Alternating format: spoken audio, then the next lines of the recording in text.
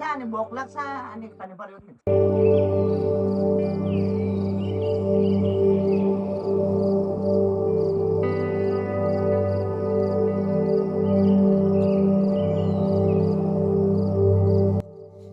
बा पनि आउनुभयो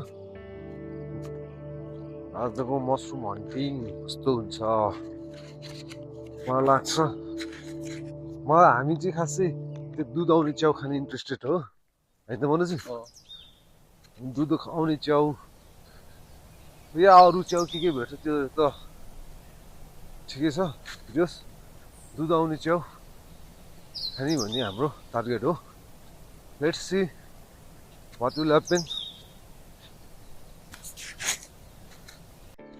यो राष्ट्रिय निकुञ्जको यो क्षेत्र हो यो माथि देखिराख्नु भएको यो माथिको जङ्गललाई के भन्छ बा कालो वन कि कालो वन अब हामी कालो वनको हाम्रो यात्रा कालो वनतिर हुन्छ च्याउको लागि कालो वन पनि एकदमै दामी ठाउँ छ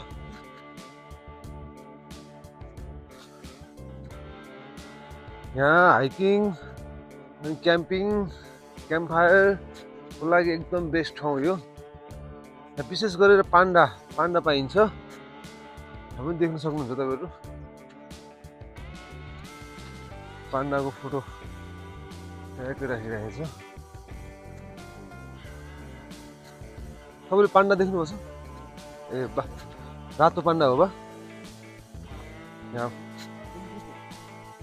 डाफे मुनाल पाण्डा हेर्नको लागि यो क्षेत्र आउन सक्नुहुनेछ 7 बज्न लाग्यो लगभग 7 बज्न 5 मिनट बाँकी छ लागेको छैन अहिलेसम्म यहाँ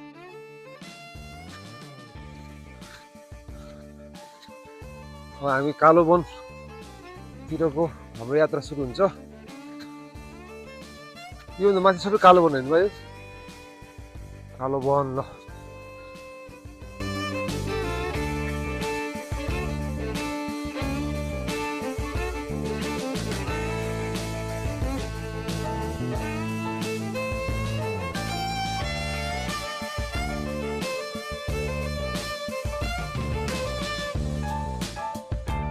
कालो वन पुरा लाली गुराँसले भरिएको छ अझ लाली गुराँस फुल्ने सिजनमा आउनुपर्छ वाउ भन्ने छ है साथीहरू कालो वन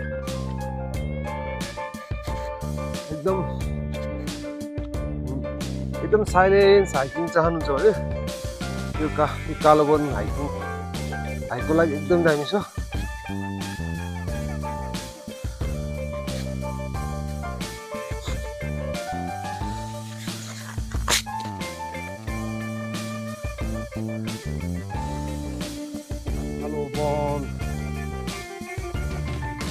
देखिएको सिन्दुकजी हो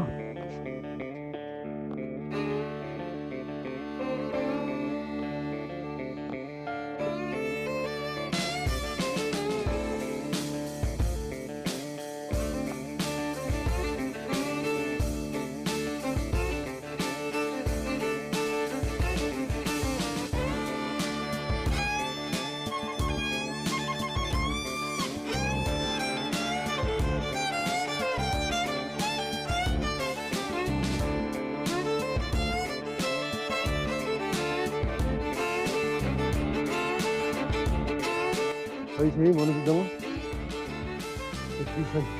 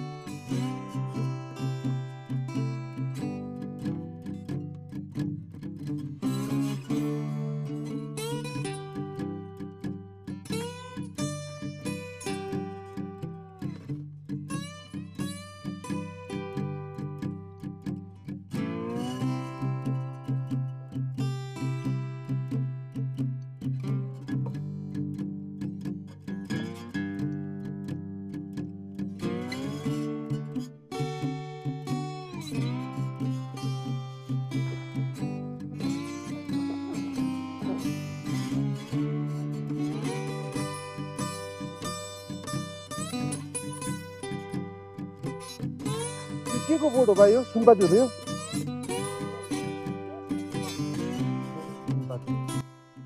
सुनपाती पाउँदो रहेछ त पनि बेसी सुनपाती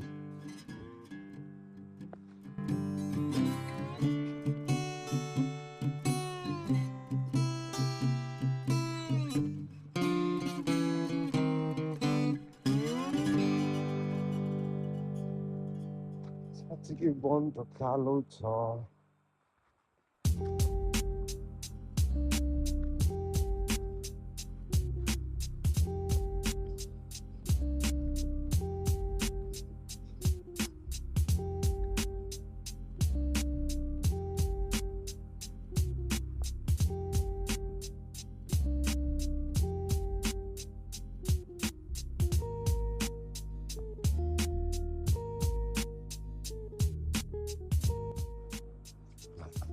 खाली च्याउको सिजन लगभग सकियो अब यो अहिले आज त भदौ होइन बा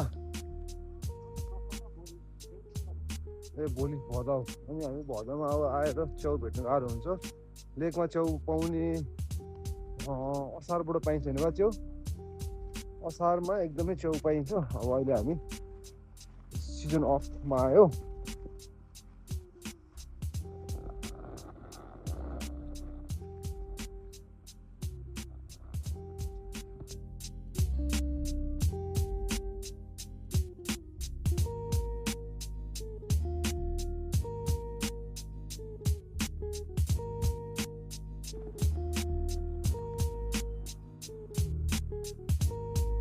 लौरोले सजिलो गर्दो रहेछ तपाईँलाई दुईटा स्टिक चाहियो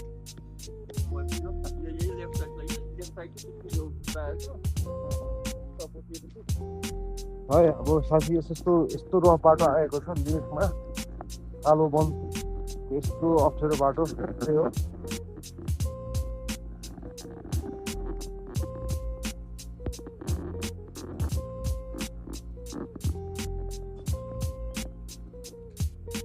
हाम्रो मनोजी यस्तो बाटो हिँड्यो यो मनोजीको अब ट्रेकिङको यात्रा बिस्तारै सुरु हुन्छ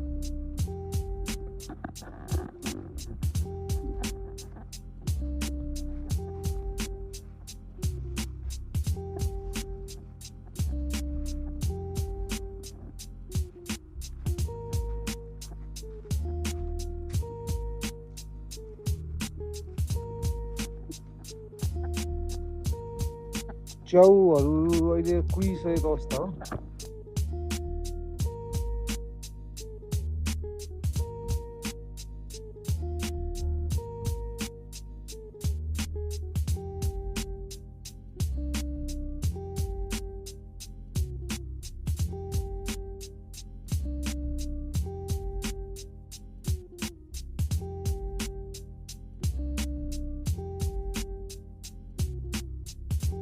च्याउ खोज्नको लागि असारमा आउनु पर्यो हामी भदौमा आएर हामीले कुहिएको च्याउ भेट्यौँ त्यही छ कालो वनबाट हामी तल झर्दै जाउँ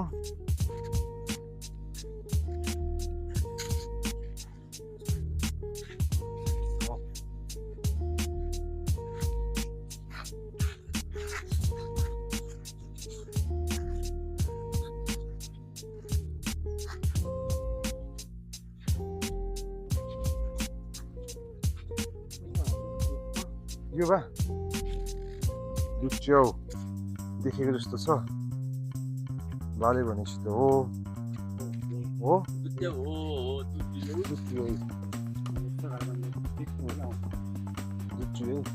है त हेर्ने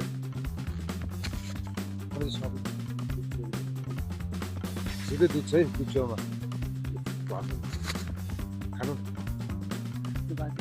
यहाँ होइन यो अरू कुर्ता भन्छ खाने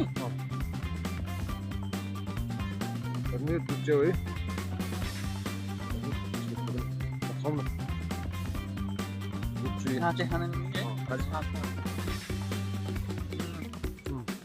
दूध खाने दुध च्याउ भेट्यो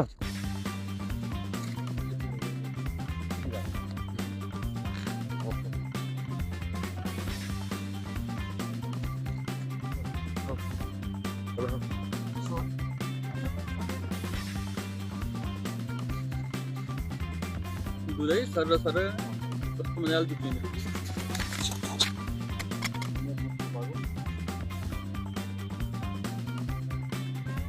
दुध क्या बाकी हो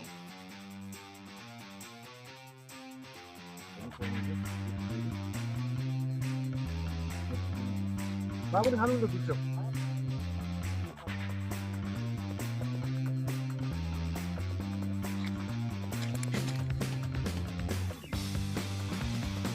Oh.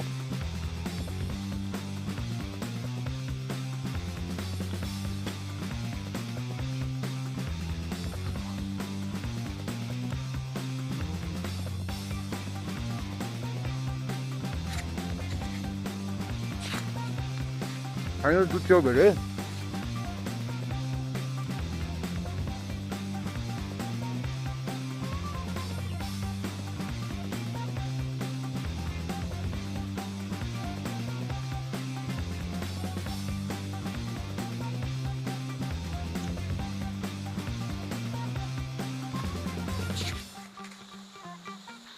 अघि हाम्रो भेटेको घरमा यही हो अघि आउँदाखेरि हामी अघि आउँदाखेरि तलपट्टि आएको माथिपट्टि होला माथिबाट त्यो कुन माथि छ है अघिको कुन अघि हामीले तरेको कुन माथि छ है दामी घर लगाइछ ल्याएर नुहाएर बस्दा मजा आउँदो रहेछ त है तर गर्मीको सिजनमा आउने हो भने यो ठाउँमा 3 तरिकाले जङ्गलको बिचमा है त्यो झर्ना यो माथिदेखि माथि पनि जान मिल्छ है गरीमा त यत्रो पानी आउँदैन नि त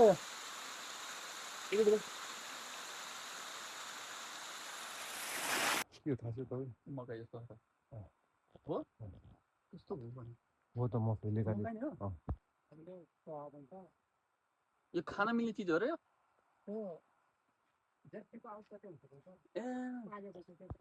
ए चौखोदी मान्छे आएको तिनीहरू कहाँ ए हामी गएको हुँदैन अझै माथि जान्छ चौखोदी मान्छे आउँदैछ ए सबैले डोकोले जान्छ हो र त्यो घर हो कि को छ बुवा त्यो छिलेको घर हो को छ त्यहाँबाट अहिले त्यो घर खाली छिले डाँडा पारी अनि ऊ त्यो पनि खाली हो त्यो त बोट होला च्याउ खोज्ने मान्छेहरू आइरहेछ डोको बोकेर कति डोको च्याउ ल्याउने हो त्यो दाइ च्याउ डोकोभरि हुन्छ कि हुँदैन ल ल भरेर ल्याउनु है च्याउ डोकोभरि होइन हामी त यहीँसम्म आएको तपाईँहरू डोकोभरि च्याउ लिन जान लागेको होइन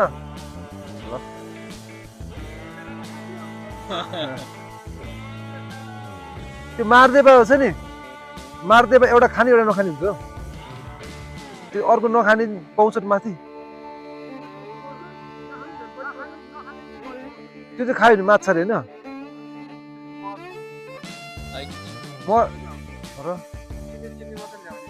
गोबरमा नि भेट्छ च्याउ गोबरमाथि गोबरमा नि च्याउ उम्रिँदो रहेछ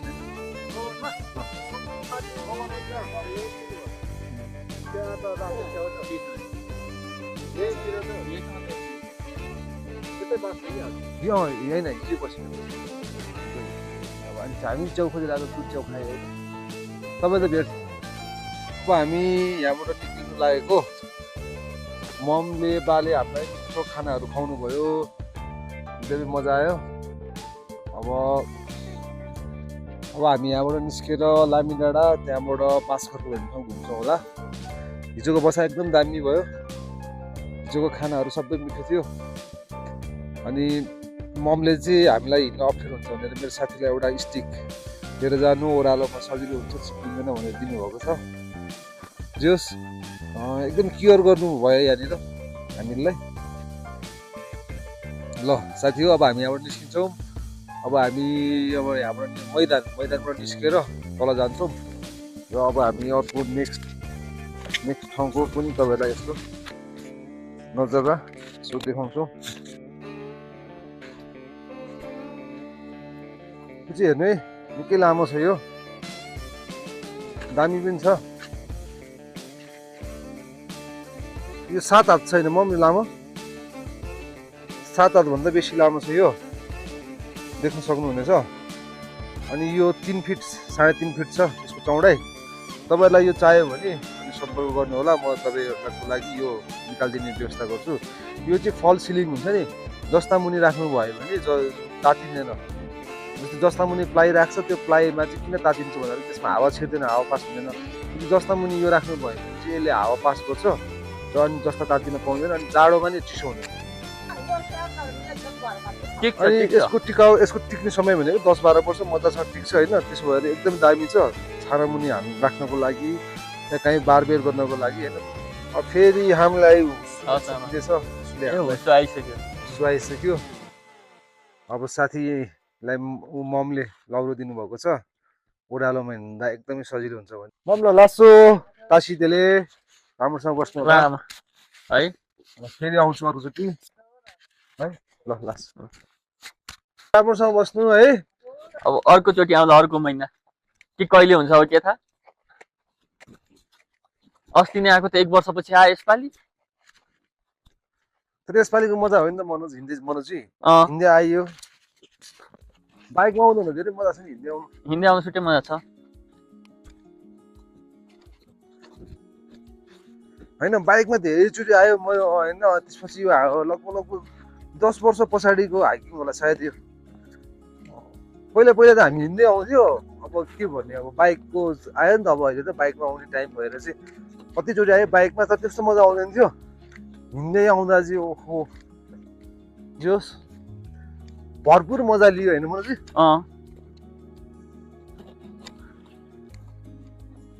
चाहिँ। हामी निस्किँदैछौँ यहाँबाट र हाम्रो बाको गोठ हो यो।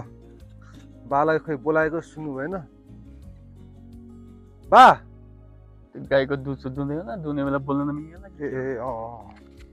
त्यो चाहिँ होला, त्यो चाहिँ।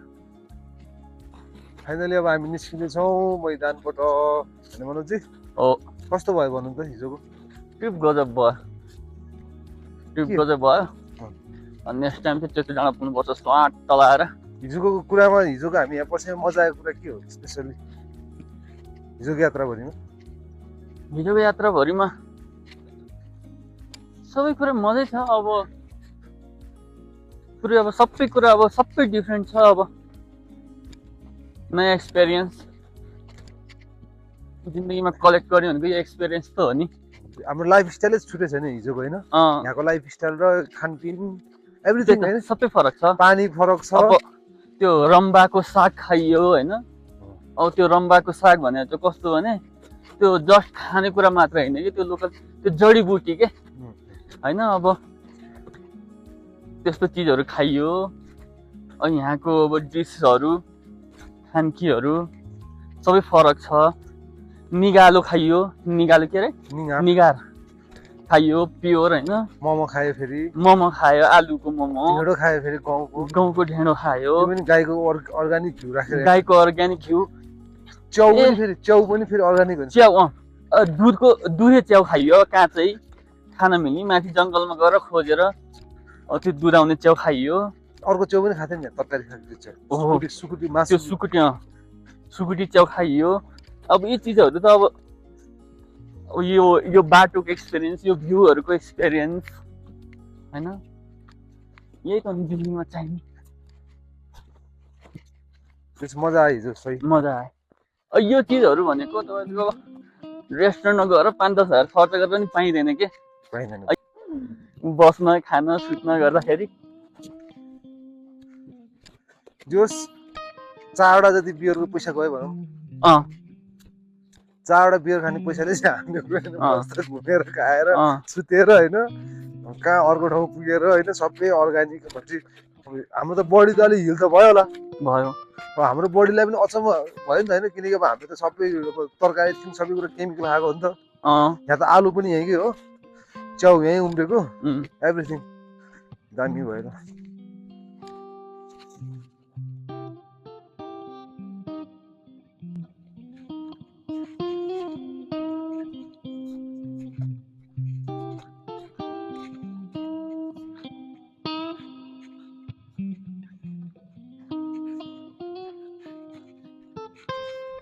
यहाँ धुप बाल्ने ठाउँ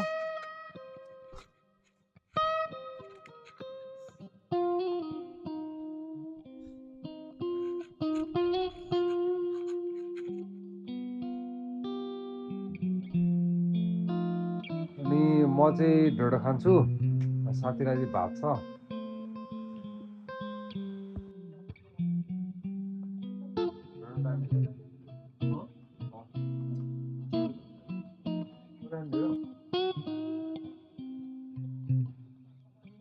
लिम्बू छ होइन लोकल लिम्बू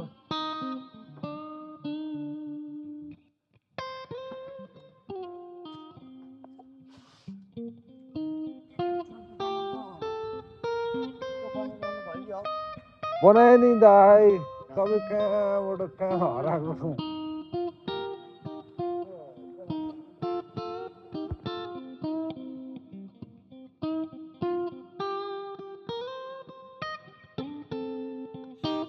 साथीहरू हाम्रो यात्रा अनि भ्लग तपाईँलाई कस्तो लाग्यो यदि राम्रो लाग्यो भने सब्सक्राइब लाइक कमेन्ट गरिदिनु होला thank you for watching everybody take care